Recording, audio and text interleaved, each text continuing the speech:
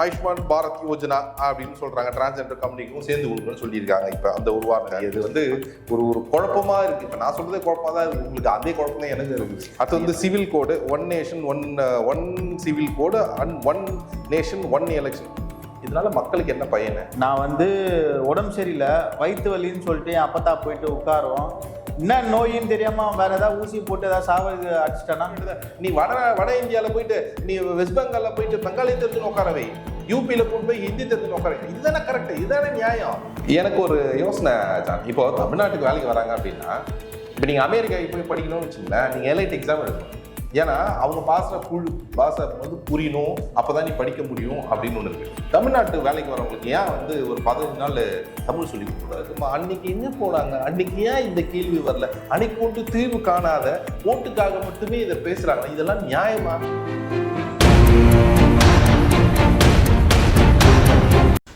நாங்கள் அரசியல், சாதி, மதம், நிறம் இன்றி நடுநிலையாக இயங்குகிறோம்.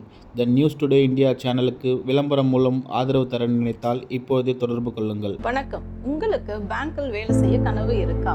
உங்களோட கிராஜுவேஷன் 50% மேல இருக்கா? உங்களுடைய வயசு 26க்கு மிகாமல் இருக்கா? உங்களோட கனவை நினைவாக்க ஐபிபி சென்னையில ஜாயின் பண்ணுங்க. பிரைவேட் பேங்க்ஸ்ல வேலையில சேருங்க. மேலும் விவரங்களுக்கு கீழே உள்ள இணையதளத்தை. த நியூஸ் டுடே இந்தியா நேயர்களுக்கு வணக்கம். இன்றைக்கு நம்ம பார்க்க போற தலைப்பு வந்து பாத்தீங்கன்னா பிஜேபியோட தேர்தல் அறிக்கையை பத்தி பார்ப்போம். வாங்க நிகழ்ச்சிக்குள்ள போலாம். வணக்கம் சார். வணக்கம் ஜான். சொல்லுங்க சார், இன்னைக்கு பிஜேபி வந்து என்ன மாதிரி அறிக்கை விட்டுருக்காங்க, தேர்தல் அறிக்கை. ஸோ தேர்தல் திருவிழா நடந்துட்டு இருக்கு, சொல்லுங்க சார். அதாவது இது என்ன எப்படி இருக்கு அந்த தேர்தல் அறிக்கை அப்படின்னா, கண்டினியூ ஃப்ரீ ரேஷன் அப்படின்னு சொல்லி இருக்கிறாங்க. இது மேனிஃபெஸ்டோன்னு எப்படி சொல்ல முடியும்? எனக்கு ஒரு விஷயம் புரியல. ஒரு விஷயம் நடந்துட்டு இருக்கு, அது திருப்பி அப்படியே கண்டினியூ ஆகும்ன்றது எப்படி மேனிஃபெஸ்டோக்குள்ள கொண்டு வந்தாங்க? அதான் சார், அது ஒரு காமெடி ஒன்று இருக்கு சார். ஒருத்தவங்க நான் இதுக்கு முன்னாடி என்ன பண்ணேன், ஒண்ணுமே பண்ணல, அதான் இதுக்கப்புறமா பண்ண போறேன்னு சொல்லுவாங்கல்ல, அந்த மாதிரி இருக்குது இந்த மேனிஃபெஸ்டோ. இல்ல, அதுதான் எல்லாமே. இப்போ இந்த மேனிஃபெஸ்டோ பத்தி எதனா பேசலாம், எதனா ஸ்பெஷலா இருக்கும் அப்படின்னு பேசணும்னு பார்த்தா எதுவுமே இல்லையே. எல்லாம் வந்து இவங்க சொல்றது வந்து இந்த எல்டருக்கு வந்து ஆயுஷ்மான் பாரத் யோஜனா அப்படின்னு சொல்றாங்க, டிரான்ஸ்ஜெண்டர் கம்யூனிட்டிக்கும் சேர்ந்து கொடுக்கணும்னு சொல்லியிருக்காங்க. இப்போ அந்த ஒரு வார்த்தை. அதுக்கப்புறம் இந்த ஃப்ரீ ரேஷன் கண்டினியூ வர் நெக்ஸ்ட் 5 years. இது எப்படி வந்து மேனிஃபெஸ்டோ? ஆல்ரெடி இருக்கிற ஒரு இதுவை பார்த்து நான் 10வது ஃபெயில் ஆயிட்டேன், 10வது பாஸ் ஆயிட்டேன் அப்படின்ற மாதிரி இருக்குது. இது எப்படின்னா, 10வது தான்ப்பா நீ, ஆல்ரெடி நீ ஃபெயில்னா ஃபெயில் தான், இல்லை அப்படியே ஃபெயிலை கண்டினியூ பண்ணுவோம் அப்படின்ற மாதிரி இருக்குது. இல்லை பாஸ் இல்லை 10வது கண்டினியூ பண்ணுப்பா அப்படியே அப்படின்ற மாதிரி. இது வந்து ஒரு ஒரு குழப்பமா இருக்கு. இப்போ நான் சொல்றதே குழப்பமா தான் இருக்கு, உங்களுக்கு அதே குழப்பம் தான் எனக்கு இருக்குது. இது என்ன சொல்ல வராங்க அப்படின்ட்டு. அடுத்தது வந்து பார்த்தீங்கன்னா, இந்த 3 லட்சம் வீடை வந்து கட்டி கொடுப்பேன் அப்படின்னா, இப்போ இவ்வளோ நாள் என்ன பண்ணிட்டு இருந்தாங்க, அதை கட்டிருக்கலாமே. அப்புறம் வந்து இந்த பைப் லைன் கொடுக்குறான்றாங்க, gas pipe line. Gas pipe லைனுக்கு வந்து கொடுத்துருக்கலாமே. இந்த ஃப்ரீ எலக்ட்ரிசிட்டி கொடுத்துருக்காங்க. ஆல்ரெடி தமிழ்நாட்டில் 100 யூனிட் ஃப்ரீ தான் நினைக்கிறேன். ஆமாம், கண்டிப்பாக ஃப்ரீ தானே. அது என்ன, அது எப்படி இதுக்குள்ளே வரப்போகுதுன்னு தெரியல அந்த மேனிஃபெஸ்டோ. அது வந்து civil code, one nation one civil code and one nation one election. இதனால மக்களுக்கு என்ன பயன்? அரசியல்வாதிகளுக்கு பயனா இருக்கலாம், கண்டிப்பா. மக்களோட பயன் ஒண்ணுமே இல்லையே.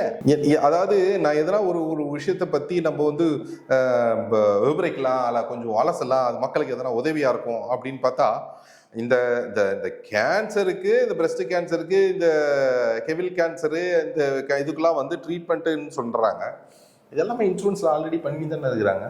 இம்ப்ளிமெண்ட் ஆஃப் மிஸ் ரெக்ரூட்மெண்ட், இது இது இது வந்து இது ஒன்றுமே புரியல. இந்த மிஸ்கோட் ஆஃப் த ரெக்ரூட்மெண்ட் எக்ஸாம் இந்த கண்ட்ரி, இதை பற்றி பேசணும். இந்த ரெக்ரூட்மெண்ட்டை பற்றி கொஞ்சம் பேசணும் தெளிவாக. ஒரு 2 நாளைக்கு முன்னாடி ஒரு வீடியோ பார்த்துருந்தேன். ரயில்வே ஸ்டேஷனில் டிக்கெட் புக் கோயம்புத்தூர் தான் நினைக்கிறேன் அநேகமாக.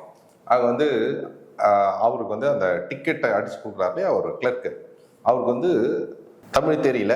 வாசம் தமிழ் தெரியணும் அப்படின்னு அவசியம் கிடையாது. ஏன்னா இந்தியாவில் சுற்றி இருக்கிறவங்க எல்லாருக்கும் வந்து தமிழ் தெரியணும் வந்து நியாயம் கிடையாது. அவருக்கு இங்கிலீஷும் தெரியல. அப்போ அவர் கவுண்டர்ல உட்கார வச்சது யாரு? இப்ப பண்ற ரெக்ரூட்மெண்ட் போர்டு தானே இந்த வேலையை பண்ணிட்டு இருக்குது. நீங்க ஒரு விஷயம் பார்த்தீங்கன்னா ஜான், நம்ம தமிழ்நாட்டில் இருக்க எல்லா நேஷனலைஸ்டு பேங்க்லயும் வட இந்தியர்கள் தான் இருக்கிறாங்க. ஒரு மேனேஜர் ஆகட்டும், ஒரு கிளர்க் ஆகட்டும், நம்ம ஊருக்கு சீமான், நாம் தமிழர் கட்சி தலைவர் சீமான் சொல்லியிருப்பாரு, நான் வந்து உடம்பு சரியில்லை, வயிற்று வலின்னு சொல்லிட்டு என் அப்பத்தா போயிட்டு உட்காரோம், என்ன நோயின்னு தெரியாம வேற ஏதாவது ஊசி போட்டு ஏதாவது சாவ அடிச்சிட்டானா யார் வந்து அதை பொறுப்பேற்று? இல்ல இது இது இது இப்படிதான் இருக்கு. இது என்ன, பேங்க்ல வந்து பாத்தீங்கன்னா எல்லாருமே இன்னைக்கு காலகட்டத்துல வந்து பாத்தீங்க அப்படின்னா வட இந்தியர்கள் தான் இருக்கிறாங்க. ஏன் இது வந்து ஒரு ஒரு சர்வீஸ் தானே, கஸ்டமர் சர்வீஸ் ஃப்ரண்ட்ல உட்காரவங்க அங்க தமிழ் தெரிஞ்சவங்க, தமிழ்நாட்டுல படிச்சவங்களா இல்ல. எனக்கு அந்த காரணம் எனக்கு உண்மை புரியல. அப்போ எப்படி ரெக்ரூட்மெண்ட் போர்டு நடக்குது? அப்போ நீ என்னதான் தமிழ்நாட்டுல வேலை செய்யணும், தமிழ்நாடு படிச்சவங்களுக்குள்ள தமிழ் தெரிஞ்சவங்களும் முன்னுரிமை கொடுத்து உட்கார வேண்டியதான். நீ வட இந்தியால போயிட்டு, நீ வெஸ்ட் பெங்கால்ல போயிட்டு பெங்காலி தெரிஞ்சுன்னு உட்காரவை, யூபியில கூட்டு போய் ஹிந்தி தெரிஞ்சுன்னு உட்கார, இதுதானே கரெக்ட், இதுதானே நியாயம். இது வந்து அங்க இருந்து இங்க இது எந்த வகையில கரெக்ட், எந்த வகையில நியாயம்னு புரியல. அதாவது குரங்குக்கும் யானைக்கும் ஒரே பந்தயம் வைக்கிற மாதிரி இருக்குது. கண்டிப்பா யார் முதல்ல மரம் ஏறுவோம் அப்படின்ற மாதிரி இருக்குது. அவங்கள கூப்பிட்டு வந்து இங்க உட்கார வச்சா அவங்க தட்டு மாதிரி ஒரே குழப்பம், ஒரே டென்ஷனு. இது வந்து சர்வீஸா இல்லையா? எல்லாரும் நேஷனலைஸ் பேங்க்ல அதாவது அதிருப்தியா இருக்கிறதுக்கு முக்கிய காரணமே இதுதான், இந்த ரெக்ரூட்மெண்ட். அதை இப்பயே சரி பண்ண வேண்டியது தானே.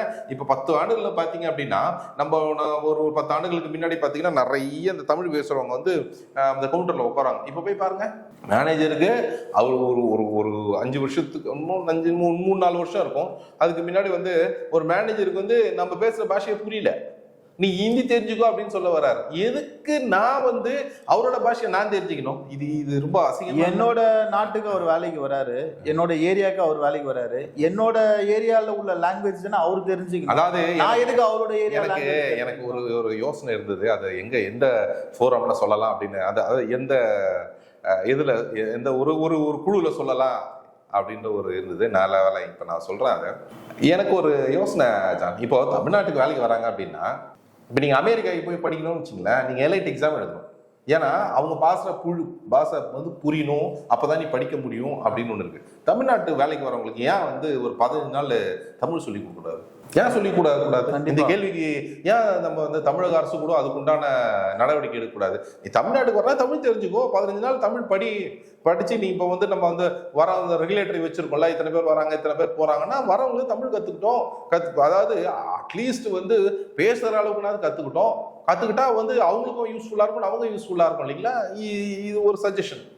இது மாதிரி பண்ணலாம். இந்த ரெக்ரூட்மெண்ட்ல இதெல்லாம் பார்க்கலாம். அடுத்தது நம்ம இந்த மேனிஃபெஸ்டோ விட்டு ரொம்ப தூரம் போறோம். அது அந்த மேனிஃபெஸ்டோ பார்ப்போம் ஜான். அடுத்த மேனிஃபெஸ்டோ வந்து பாத்தீங்க அப்படின்னா, இந்த இன்ஃப்ராஸ்ட்ரக்சர், அக்ரிகல்ச்சர் இன்ஃப்ராஸ்ட்ரக்சரை பத்தி எல்லாம் பேசியிருக்காங்க. இந்த அக்ரிகல்ச்சர் இன்ஃப்ராஸ்ட்ரக்சரை பத்தி பேசணும் அப்படின்னா, டெல்லியில வந்து விவசாயிகள் ரீசெண்டா போராடினாங்க, அந்த இன்ஃப்ராஸ்ட்ரக்சரை பத்தி தான் நம்ம இப்போ பேசணும். அதாவது விவசாயிகளுக்கு எதிரான ஒரு நிலைப்பாட இந்த ஆட்சி இருக்கு அப்படின்னு எல்லாருக்கும் தெரியும் தெளிவா. நம்ம ஊர் விவசாயிங்க அங்க போயிட்டு மலம் சாப்பிடலையா, இதை விட ஒரு விஷயம் நடந்திருக்குமா? அன்னைக்கு எங்க போனாங்க? அன்னைக்கு ஏன் இந்த கேள்வி வரல? அன்னைக்கு கொண்டு தீர்வு காணாத ஓட்டுக்காக மட்டுமே இதை பேசுறாங்களா? இதெல்லாம் நியாயமா? எத்தனை காலம் நம்ம விவசாயிங்க போயிட்டு டெல்லியில உண்ணாவிரதம் இருந்தாங்க. இப்போ ரீசெண்டா நடந்த விவசாயிங்க போராட்டத்துல ஒரு விவசாயியை சுட்டு சாவடிச்சிட்டாங்க, இறந்துட்டே போயிட்டாரு அந்த விவசாயி. இப்ப இந்த விவசாயிகளுக்கு எல்லாம் தெரியாதா இதெல்லாம்? விவசாயிகளை வந்து இப்ப நீ சொல்றது வந்து அப்ப அந்த ஸ்டெப் அன்னைக்கே எடுத்திருக்கலாமே. எவ்வளவு விஷயங்கள் நடந்திருக்கு. அதாவது எனக்கு இன்னொரு விஷயம் ஜீர்ணிக்க முடியாத ஒரு விஷயம், எலெக்ஷன் வரும்போது இல்ல இது ஒரு பாயிண்ட் சொல்றேன் பாருங்க ஜான். ஜல்லிக்கட்டு வந்து மோடிஜியால தான் நமக்கு கிடைச்சது அப்படின்னு தலைவர் அண்ணாமலை சொன்னாரு. மனசாட்சி இருக்கா? அதாவது எல்லா ஒரு இளைஞனுக்கும் தெரியும் ஜல்லிக்கட்டை நம்ம எப்படி திருப்பி மீட்டோம். ஒரு இளைஞருக்கும் தெரியும், தமிழ்நாட்டில் இருக்க ஒருத்தருக்கும் தெரியும். இந்த இளைஞர்கள் எல்லாரும் சிந்திங்க, கொஞ்ச நாள் யோசனை பண்ணுங்க. என்னடா நம்ம போராடி நம்ம வாங்கினதை இன்னொருத்தவங்க வந்து அது வந்து உரிமை கொண்டாடுறது எவ்வளவு பெரிய அதர்த்தம், எவ்வளவு பெரிய அசிங்கம். நம்மலாம் எத்தனை நாள் வந்து போய் உட்கார்ந்து இருந்திருப்போம், எத்தனை நாட்கள் நம்ம வந்து இருந்தோம். ஒரு நிமிஷம் வந்து அவரு பேசுறதுக்கு இது இல்லை, இதுல தலையிட முடியாதுன்னு சொல்லிட்டு போனவரு இன்னைக்கு வந்து அது அவரால் தான் வந்ததுன்னு சொல்றாங்களே. எப்படி இப்படி ஒரு பச்சை பொய்யை பப்ளிக்கிட்ட எல்லாரும் சொல்ல முடியும்? இளைஞர்களே உங்களுக்கு தெரியும், நான் சொல்ல வேணாம், உங்களுக்கே தெரியும். நைட்டும் பகலமா நம்ம உட்கார்ந்து கஷ்டப்பட்டு போராடி எந்தெந்த எல்லா டிஸ்ட்ரிக்ட்லயும் எங்கெல்லாம் நம்ம உட்கார்ந்தோம், எப்படிலாம் நம்ம போராடணும், எவ்வளவு தூரத்துக்கு நம்ம குரல் கொடுத்தோம், என்ன விஷயங்களா நம்ம எடுத்தோம், எத்தனை ஸ்டெப் எடுத்தோம், எவ்வளவு பேர் ஒன்னா சேர்ந்தோம். ஒரு போராட்டம்ன்ற திருவிழாவை தான் நடத்தணும். அதுல வந்து அந்த மாதிரி ஒரு கண்ணியம் காத்த ஒரு பெரிய போராட்டம் உலகத்திலேயே நடக்கல. கண்டிப்பா இது வந்து நமக்கு பெரிய பெருமை. அந்த போராட்டத்தோட பெருமை நம்மளை விட்டு யாரோ ஒருத்தர் வந்து எடுத்துட்டு போறது எந்த வகையில நியாயம்? இதெல்லாம் அதாவது அபத்தம், மிகப்பெரிய அபத்தம். மக்களை இதை புரிஞ்சுப்பீங்க. எனக்கு மேனிஃபெஸ்டோ பத்தி எதுவுமே பேசுறதுக்கு ஒண்ணுமே இல்லை ஜான். நான் வந்து இப்போ எதனா இருந்ததுன்னா நம்ம பேசலாம். ஒண்ணுமே இல்லாத இவ்வளவு நாள் நீங்க சொன்ன அந்த தேர்ட் லாஸ்டா வந்து ஒன்று சொல்றாரு, ஒரு முக்கியமான விஷயம். இந்த தேர்ட் பிக்கெஸ்ட் எக்கனாமி இந்த வேர்ல்டு அப்படின்னு சொல்ல வராங்க. இப்போ நம்ம வந்து அஞ்சாவது எக்கனாமின்றது ஒரு டாட்ல, அதாவது வெறும் சின்ன இடத்துல தான் டிஃபரன்ஸ் இருக்கும் ஜப்பானுக்கும் ஜெர்மனிக்கும். நம்ம வந்து ஆல்ரெடி கிட்ட நெருங்கிட்டோம். எதுவுமே பண்ணலாம் தானாவே போயிடும். அது இந்த எக்கனாமியோட டெவலப்மெண்ட் எதனால நடக்கிறது மக்கள் புரிஞ்சுங்க. நம்மளோட ஏற்றுமதி, நம்மளோட இண்டிவிஜுவலா, அதாவது கவர்மெண்ட்டும் சப்போர்ட் பண்ணணும். கவர்மெண்ட் சப்போர்ட் பண்ணாம ஒண்ணுமே பண்ண முடியாது. இந்த தேர்ட் எக்கனாமின்றது பவர்ஃபுல் எக்கனாமி அப்படின்னு சொல்றது வந்து ஓகே, இதுக்கு வந்து இதை நம்ம ஒத்துக்கக்கூடிய விஷயம். ஆனா அதுக்கு உண்டான ஸ்டெப்பை என்ன எடுக்கிறோம் அப்படின்றதுன்னு தெரியலையே. அதுக்கு உண்டான ஸ்டெப்பை நம்ம என்ன எடுத்திருக்கோம்? பெரிய லெவல்ல ஒண்ணுமே எடுக்கலையே. நம்ம வந்து பெரிய முதலாளிகளுக்கு மட்டுமே நம்ம எல்லாத்தையும் பண்றோமே. எனக்கு நாங்கள் அந்த தொழில் செய்கிறவங்களாம் ஒன்று கேட்டிருந்தாங்க. இந்த கேள்விக்கு எனக்கு பதில் தெரியல. அது எப்படி எக்கனாமிக்கலாக சொல்கிறாங்க. ஒரு 10 வருஷம் வந்து ஒருத்தர் தொழில் பண்ணுறாரு. தொழில் பண்ணும் போது அவர் வந்து பல இன்கம் டேக்ஸ் கட்டியிருப்பார். உங்களுக்கு புரியுனா, உதாரணத்துக்கு ஒருத்தர் வந்து ஒரு 10 லட்சம் ரூபாய் வருமானம் வருதுன்னு வச்சுக்கலாம். ஆண்டுக்கு 3 லட்சம் ரூபாய் இன்கம் டேக்ஸ் கட்டியிருப்பார். ஒரு காலகட்டத்தில் அவர் தொழில் நடிஞ்சு போச்சுன்னு வச்சுங்களேன், அவரை தூக்கி போட்டு மிதிக்கிறது, அவர் ஜப்தி பண்றது. அவர் ஆனால் 10 பேருக்கு வந்து வேலை கொடுத்தாருன்றதை மறந்துடும். அவர் வருஷத்துக்கு 3 லட்சம் ரூபாய் இன்கம் டேக்ஸ் கட்டினாருன்றதை மறந்துடும். அவருக்கு நெளிஞ்ச அப்புறம் தூக்கி போட்டு மிதிக்கிறது அவரை. அதே மாதிரி இன்னொரு எக்ஸாம்பிள் நான் சொல்றேன். அதே மாதிரி வந்து பார்த்தீங்கன்னா, இந்த கைத்தறி புடவை பிஸ்னஸ் இருக்கு இல்லைங்களா, இந்த பிஸ்னஸோட ரா மெட்டீரியல் எல்லாமே வந்து பார்த்தீங்கன்னா ரேட்டை ஏற்றி, இதோட ஜிஎஸ்டி ரேட்டை ஏற்றி எல்லாமே இந்த பிஸ்னஸை வந்து கம்ப்ளீட்டாக வந்து வேனிஷ் பண்ணிட்டு, நார்த்லேருந்து வர காட்டன் பிஸ்னஸோட இதுவை வந்து ஹோல்சேல் ரேட்டோட ப்ரைஸ் எல்லாமே டிக்ரீஸ் பண்ணி, அந்த பிஸ்னஸோட இன்னைக்கு வந்து பார்த்தீங்கன்னா ஒரு கைத்தறியோட புடவையோட ரேட் வந்து பார்த்தீங்கன்னா 3000 ரூபாய். அதே வந்து நார்த்லேருந்து வந்த காட்டன் சாரியோட ரேட் வந்து பார்த்தீங்கன்னா 800 ரூபாய். ஸோ இதுக்கும் அதுக்கும் வந்து ரேட் டிஃப்ரென்ஸ் வந்து எங்கேயோ இருக்குல்ல. நீங்கள் ஒரு விஷயம் சொன்னீங்க, இதுக்கு எனக்கு பதில் சொல்ல முடியல. ஏன்னா வந்து இது வந்து எப்படி நசுக்கிறாங்கன்றது மக்கள் புரிஞ்சுக்கணும். நான் ஒரு ஊர் அம்மாப்பேட்டைன்னு நினைக்கிறேன், அது அரக்கோணம் பக்கத்தில் இருக்கு. அரக்கோணமும் நம்ம காஞ்சிபுரத்துக்கும் நடுவில் இருக்க மாதிரி தோணுது. அந்த ஊர் மொத்தமே வந்து தரியா இருந்து ஒரு காலகட்டத்தில் அந்த ஊர் மக்களுக்கு இது தெரியும். அந்த மொத்த ஊருமே அந்த தொழிலே விட்டுட்டாங்க இந்த ஜிஎஸ்டிக்காக.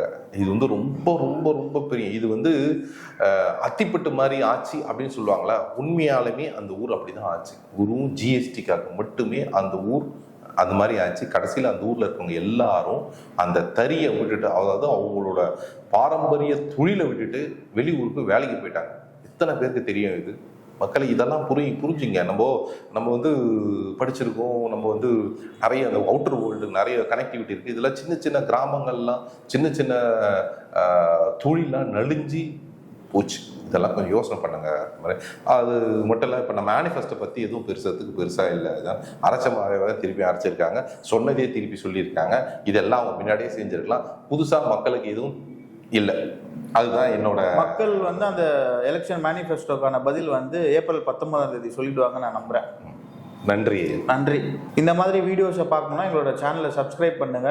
எங்களோட சேனலுக்கு ஆதரவு தாங்க. நீங்கள் தர ஒரு சப்ஸ்கிரைபர், ஷேர், இது எல்லாமே எங்களுக்கு ஒரு ஊக்கமாக இருக்கும். இதே மாதிரி அடுத்த இன்ட்ரெஸ்டிங் வீடியோவில் பார்க்கலாம்.